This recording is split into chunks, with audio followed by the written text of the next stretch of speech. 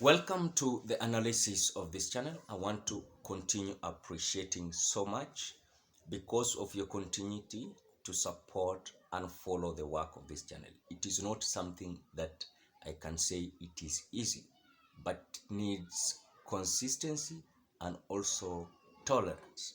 Now, welcome to this video. Ladies and gentlemen, I have analyzed this politics of Supreme Court now for several videos. And I want to say something critical in terms of Azimio going to Supreme Court. And I want us to look at the scenario.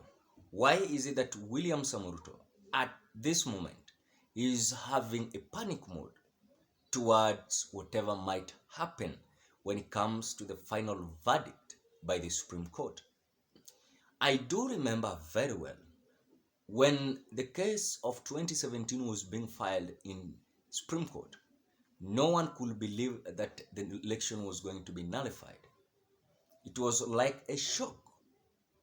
And when some people came out to describe the court as court was on the side of Uhuru Kenyatta and William Ruto, but court was against them.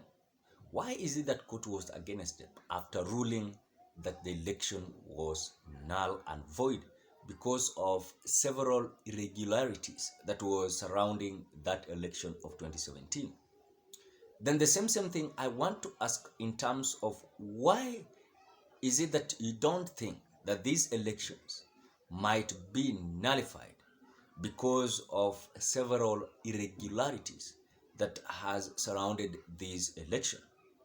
And what are these irregularities that have surrounded this election? Number one, the division of IEBC commissioners. Number two, the issue of tally in Form 34A. Number three, the verification of Form 34B when filling Form 34C.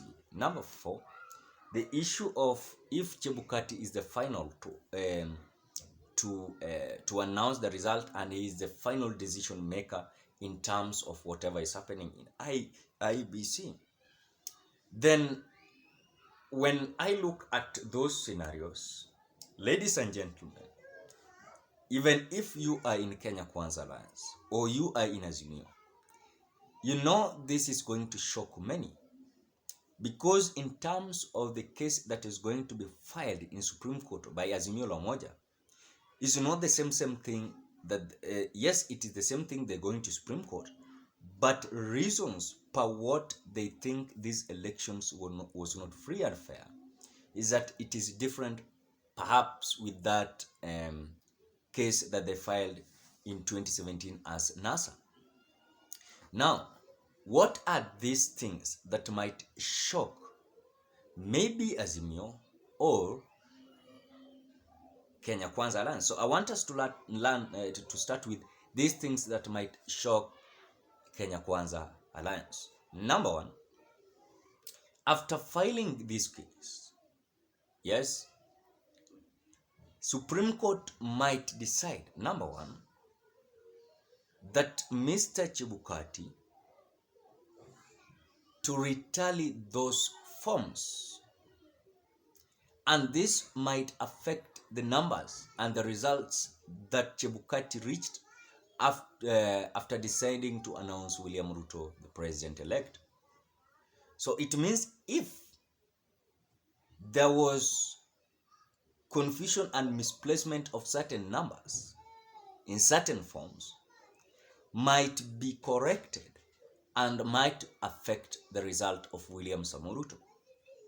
Remember, the difference between William Ruto and Raila Odinga is about 200,000. So if, for example, they found that there was certain misplacement of 10,000, misplacement of 20,000, misplacement of 30, misplacement of 10, in several constituencies, the way the Vice Chair Sherera came out claiming that there were certain 30 constituencies that was not announced publicly. What if those 30, yes, 30 constituencies was having this mistake of 10? It means it was all about 300,000. So might affect the result, maybe side of the Raila, side of William Ruto. That is the fact.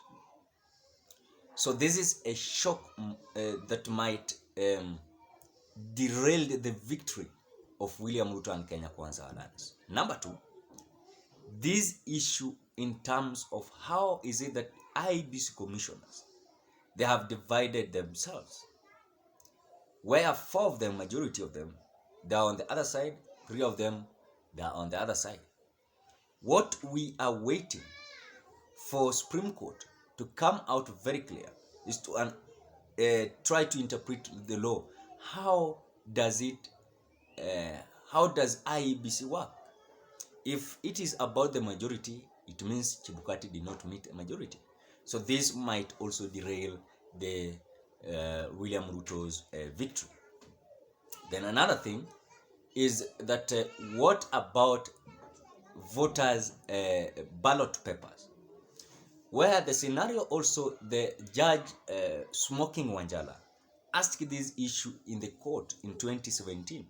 It's a very simple question, and I have been always asking myself, what if a voter came in, then you give him 6 ballot papers? You want to tell me that you will only vote for 2 people, then 4 ballot papers is not appearing in spoil votes, is not appearing in the ballot boxes. Where does these 4 ballot papers disappear to? So those are things that is going to be raised, because in terms of voters turnout, in certain areas you will find that the governor votes is a little bit higher than the voters of women rep or senator in terms of the county turnout. So I think these are issues that is going to shock Kenya Kwanza. What if, number 3, court decide that they're going to nullify this election? It means that this is going to shock. Supreme Court shock is loading. It might shock Kenya Kwanza alliance, because as per what they're planning already, they're planning their cabinets or all those kind of things, which according to them, that is their right, because they believe on themselves that they won this election. So according to me, these are shocks. Now, what are these shocks that might shock Azimio? Number 1, court might decide that William Samoei won this election free and fair. Number 2, court might find that there was no misplacement of result. Number 3, court might not nullify this election so that they can go back to election. So those are things that Supreme Court shock is loading towards these different Kenya Kwanza and Azimio. So ladies and gentlemen, what are these likely shock to hit hardly to this alliance? Is it Kenya Kwanza or Azimio la Umoja? So you can drop your opinion at the comment section below so that we can see how you give your reason. You are free to give your opinion at the way you can. So otherwise, I want to appreciate you because of watching this video. Thank you because of this milestone. Bye bye till we meet on another video.